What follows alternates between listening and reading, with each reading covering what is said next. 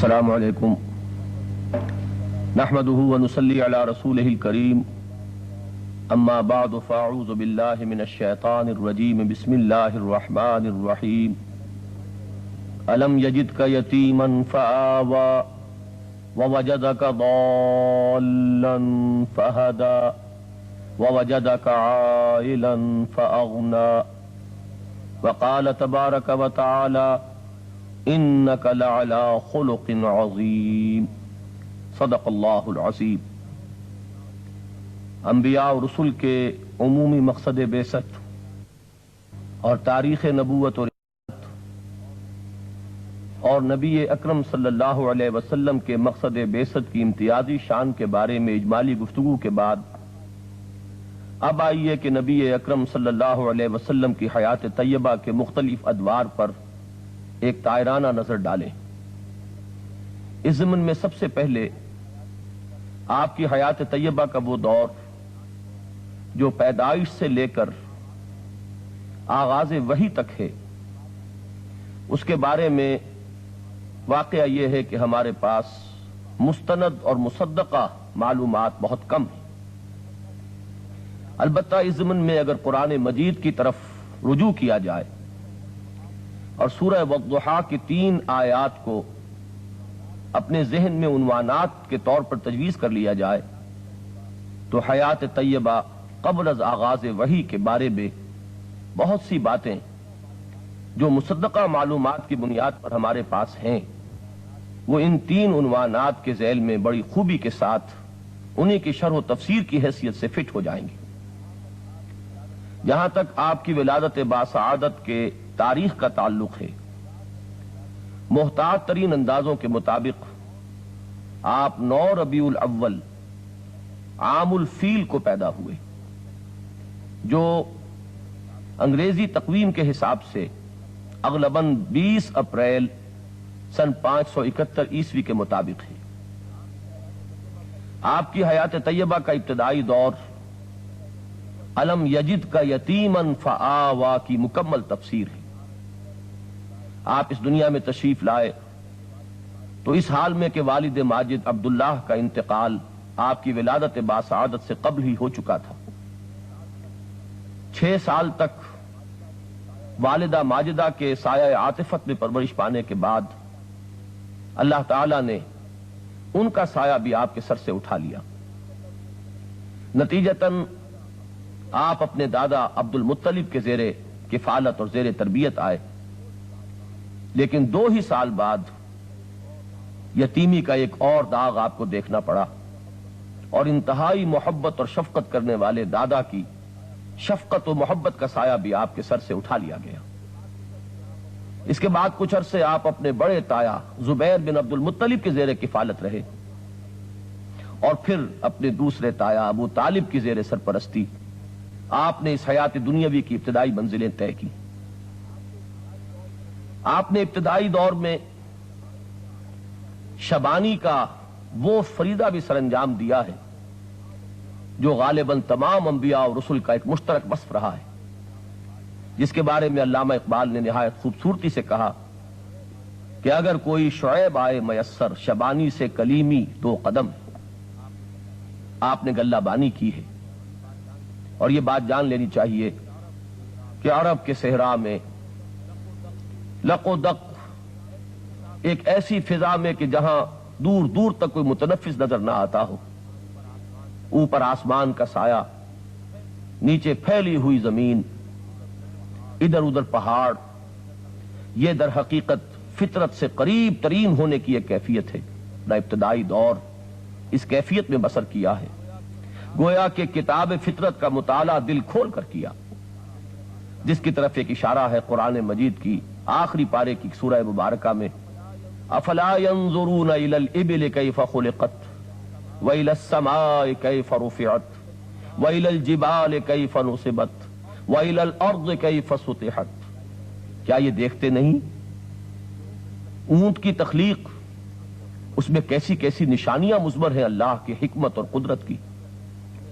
انہیں اندازہ نہیں آسمان کی رفت کیا اشارے کر رہی ہے، زمین کی وسعت کس بات کی گواہی دے رہی ہے؟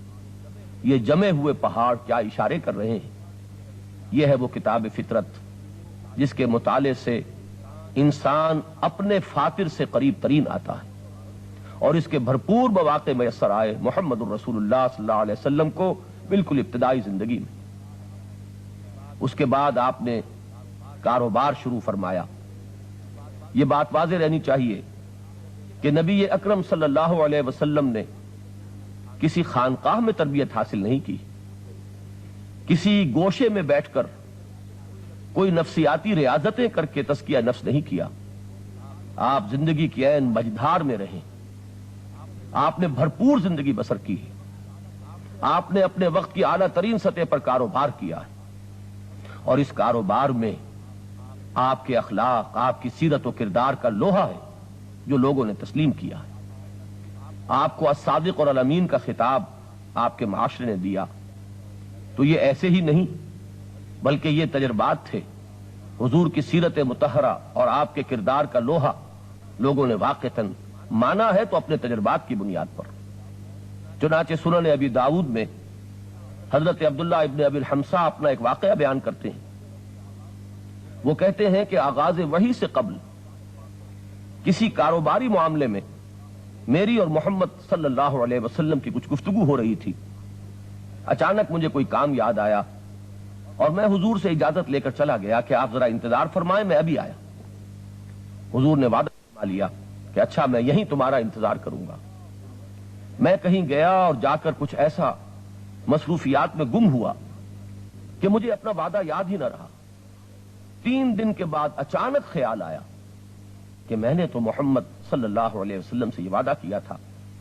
چنانچہ میں گھبرایا ہوا اس جگہ پر پہنچا تو میں نے دیکھا کہ محمد صلی اللہ علیہ وسلم وہیں مقیم تھے۔ آپ نے مجھے کوئی ملامت بھی نہ کی، فرمایا تو صرف اس قدر کہ بہرحال میں اپنے وعدے سے پابند تھا کہ یہیں تمہارا انتظار کرتا۔ تو یہ واقعہ اس سے اندازہ ہو سکتا ہے کہ کس قسم کا تجربہ ہوا تھا اہل مکہ کو محمد الرسول اللہ صلی اللہ علیہ وسلم کی سیرت مطہرہ کا، آپ کے اخلاق و کردار کا، جس کی وجہ سے آپ ان کی آنکھوں کا تارا بنے۔ آپ کو انہوں نے الصادق اور الامین کا خطاب دیا۔ آپ کی جوانی کے دور کے چند اور واقعات میں سے حرف فجار میں آپ کی شمولیت ہے۔ آپ کے تایا زبیر بن عبد المطلب بنی ہاشم کے علمبردار تھے، اور آپ بھی ان کے پہلو بہ پہلو اس جنگ میں شریک ہوئے، اس لیے کہ قریش اس جنگ میں حق پر تھے۔ اگرچہ اس کی صراحت ملتی ہے کہ حضور نے کسی کا خون نہیں بہایا، اس لیے کہ صرف قومی اور خاندانی معاملات کے لیے کسی انسانی جان کا لینا یہ محمد الرسول اللہ صلی اللہ علیہ وسلم کے شایان شان نہ تھا۔ اس جنگ کے بعد قریش کے کچھ نوجوانوں نے ایک عہد کیا جسے حلف الفضول کے نام سے یاد کیا جاتا ہے۔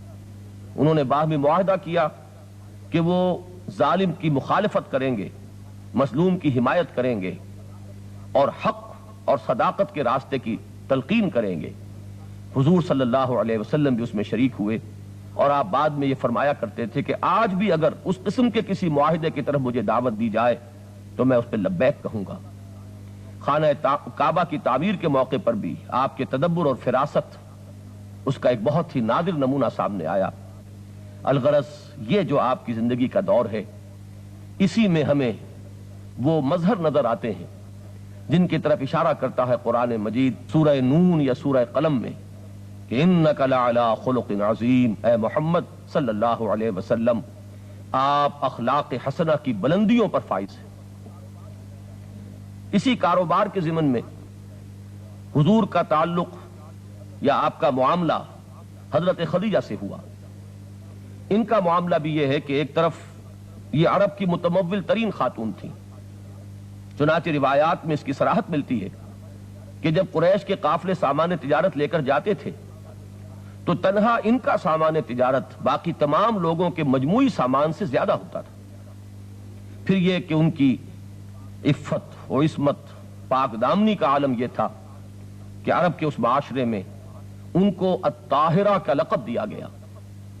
یہ گویا کہ بالکل ایک فطری اور قرین عقل اور قرین قیاس بات ہے کہ یہ قران السعدین ہوتا اور الصادق اور الامین کا نکاح الطاہرہ سے ہوتا، بہرحال حضرت خدیجہ الکبریٰ رضی اللہ تعالی عنہ سے نکاح کی صورت میں وہ بات سامنے آتی ہے جو سورہ والضحیٰ میں وَوَجَدَكَ عَائِلًا فَأَغْنَىٰ کے الفاظ میں آئی.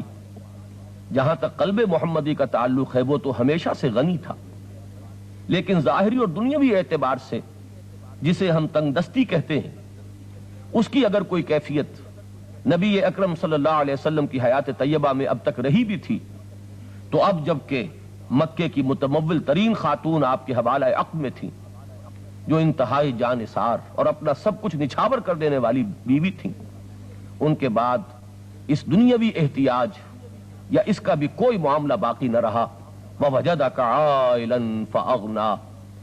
حضور کی زندگی کا یہ دور ایک بھرپور انسانی زندگی کا نقشہ پیش کرتا ہے. ایک محبت کرنے والی جانثار اور وفادار بیوی، اور اللہ تعالیٰ نے اس سے آپ کو اولاد بھی عطا فرمائی. ایک انتہائی باعزت اور بافراغت زندگی. لیکن اب آپ کے اندر داعیہ ابھرا، وہ توجہ اس عالم بالا کی طرف منعطف ہوئی. اب غور و فکر کا مادہ کسی اور رخ پر پروان چڑھا. چنانچہ وہ روایت ہمیں ملتی ہے جس کی راویاں ہیں ام المومنین حضرت عائشہ صدیقہ رضی اللہ تعالی عنہا، اور بخاری شریف میں یہ روایت پہلے ہی باب میں موجود ہے کہ جب آپ کی عمر شریف 40 برس کے لگ بھگ ہوئی، حبب الیہ الخلاء فکان یخلو بغار حراء. حدیث نے دیا ہے کان صفت تعبدہ فی غار حراء التفکر والاعتبار. غار حراء میں آپ کی عبادت غور و فکر، عبرت پذیری پر مشتمل تھی. سوچ بچار، کتاب فطرت کا مطالعہ، خود اپنی فطرت کی گہرائیوں میں غواصی، اپنے دل میں ڈوب کر اپنے من میں ڈوب کر پا جا سراغ زندگی. پھر یہ کہ نوع انسانی کس حالت میں مبتلا ہے، خاص طور پر خود آپ کی قوم اخلاق کے اعتبار سے کتنی پستی میں مبتلا ہو چکی ہے، کس طرح شرک کا دور دورہ ہے، معبود حقیقی سے لوگ کس طرح اپنا رخ موڑ چکے ہیں. یہ سارا غور و فکر نوع انسانی کی ضلالت و گمراہی پر وہ بھاری رنج اور غم جس کے بارے میں قرآن مجید میں بار بار گواہی ملی کہ لعلک باخع نفسک علی آثارہم، کیا آپ اپنے آپ کو اس رنج اور صدمے کی وجہ سے اپنے آپ کو ہلاک کر لیں گے. یہ وہ کیفیات ہیں جن کو لے کر محمد الرسول اللہ صلی اللہ علیہ وسلم غار حراء میں اعتکاف فرما رہے ہیں کہ اسی عالم میں پردے اٹھتے ہیں، افلاک سے آتا ہے نالوں کا جواب آخر، اٹھتے ہیں حجاب آخر، کرتے ہیں خطاب آخر. یہ ہے تفسیر سورہ والضحیٰ کے ان الفاظ کی وَوَجَدَكَ ضَالًّا فَہَدَىٰ. اللہ نے آپ کو پایا تلاش حقیقت میں سرگرداں. آپ حقیقت کے دروازوں پر دستک دے رہے تھے، دروازے کھول دیے گئے، پردے اٹھا دیے گئے. حضرت جبرائیل امین سے ملاقات ہوئی، حاضر ہوئے، اور بعض روایات سے معلوم ہوتا ہے کہ یہ پہلی ملاقات، یہ پہلی وحی کا نزول کچھ بین النوم والیقظہ، یعنی بیداری اور نیند کے بین کی کسی کیفیت میں، نیم بیداری کے عالم میں ہوئی. کوئی لکھی ہوئی تختی تھی جس پر آیات مرقوم تھیں. اقرأ باسم ربک الذی خلق، خلق الانسان من علق، اقرأ وربک الاکرم الذی علم بالقلم، علم الانسان ما لم یعلم. 3 مرتبہ حضور نے فرمایا ما انا بقاری، اور حضرت جبرائیل نے آپ کو اپنے سینے سے لگا کر بھیجا. اور اس کے بعد یہ وحی جو ہے اس کا آپ کے قلب مبارک پر نقش قائم ہو گیا، اور یہاں سے گویا کہ محمد الرسول اللہ صلی اللہ علیہ وسلم کا آفتاب نبوت طلوع ہو گیا. اس کے بعد وحی کا کچھ وقفہ رہا ہے.